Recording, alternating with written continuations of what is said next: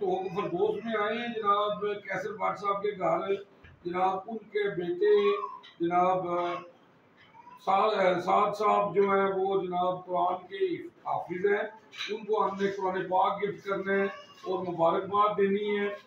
اور جناب قرآن پاک ایک ایسی کتاب ہے جو اللہ کے ہاں محفوظ ہے اور اللہ نے اس کی قسم دی ہے اس کو کوئی بدل نہیں سکتا.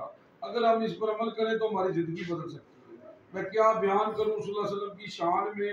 اللہ نے سب کچھ نازل کر دیا ہے قرآن میں. اما عائشہ سے کسی نے پوچھا آپ صلی اللہ علیہ وسلم کی سیرت کیا ہے. اما عائشہ فرماتی ہے قرآن قرآن قرآن. آپ صلی اللہ علیہ وسلم فرماتے ہیں قرآن پڑھا کرو قرآن پڑھا کرو یہ قیامت کے دن تمہاری سفارش کرے گا.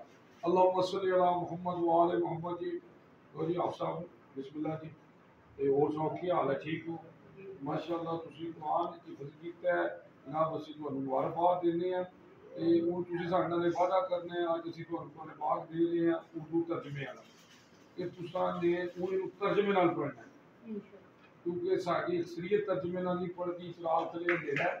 اس واسطے سے کہہ رہے ہیں کہ ترجمے نال پڑھیا جائے ہے جی کہ سمجھ آئے کہ اللہ کیا کہہ رہا ہے. کہ تسی ساڈے نال وعدہ کرتے ہو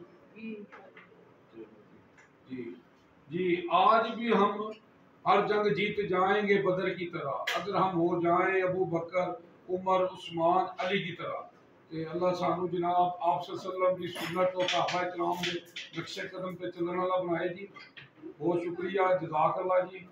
فی امان اللہ جی. جاوا جی.